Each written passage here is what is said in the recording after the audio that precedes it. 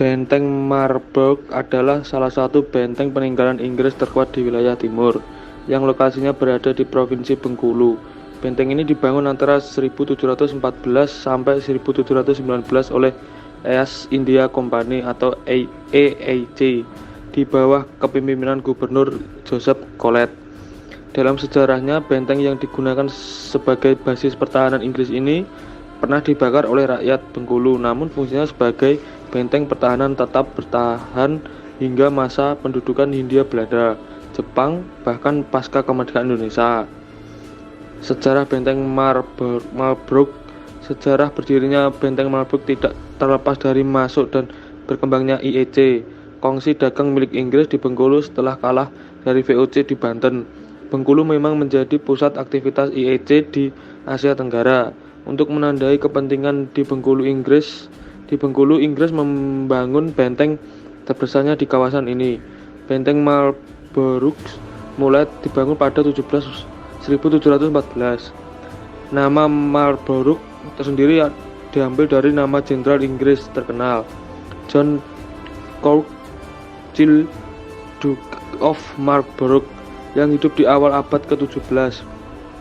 Dalam proses pembangunannya yang memakan waktu hingga 5 tahun, IEC meminta bantuan dari rakyat Bengkulu. Pada pertengahan abad ke-18, benteng Marburg mengalami perluasan dengan menambahkan gudang senjata dan pemukiman. Fungsi benteng Marburg. Letak benteng Marburg sangat strategis, yakni di tepi pantai Tapak Padri dan membelakangi Samudra Hindia. Hal ini dimaksudkan untuk memperkuat pertahanan militer Inggris dari ancaman VOC, karena Bengkulu adalah lada terbesar di Sumatera. Seiring berkembangnya waktu, bangunan ini juga difungsikan sebagai pusat perdagangan, pusat penyimpanan rempah-rempah IEC, pemantau lalu lintas lada, dan untuk mengawasi pelayaran serta perdagangan di sekitar Selat Sunda. Selain itu, di benteng Marburg juga digunakan sebagai tempat tinggal bagi pejabat Inggris. Tercatat pada 1792 terdapat sekitar 90 pegawai sipil dan militer yang tinggal di benteng ini. Oleh karena itu, di komplek bangunan benteng Marburg terdapat makam Deputi Gubernur Richard Watts dan Residen Thomas Parr. Ketika jatuh ke tangan Belanda, benteng ini hanya digunakan sebagai markas polisi Belanda. Sedangkan pada masa penjajahan Jepang, benteng Marburg kembali beralih fungsi sebagai basis pertahanan. Setelah Indonesia merdeka, benteng ini dijadikan sebagai markas Polri dan basis pertahanan dalam mempertahankan kemerdekaan Indonesia. Saat ini, benteng Marburg masih berdiri kuat dan menjadi salah satu destinasi wisata sejarah yang terkenal di Bengkulu. Komplek bangunan.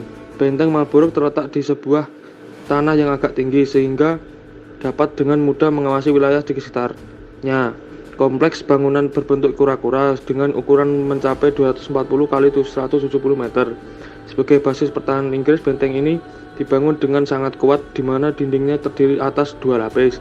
Tebal dinding luarnya sekitar 3 meter dengan tinggi mencapai 8,65 meter. Sementara dinding bagian dalamnya mencapai 1,8 meter. Di sekeliling benteng Marburg terdapat parit untuk pembuangan air sekaligus pertahanan agar musuh tidak dapat memanjat dinding benteng.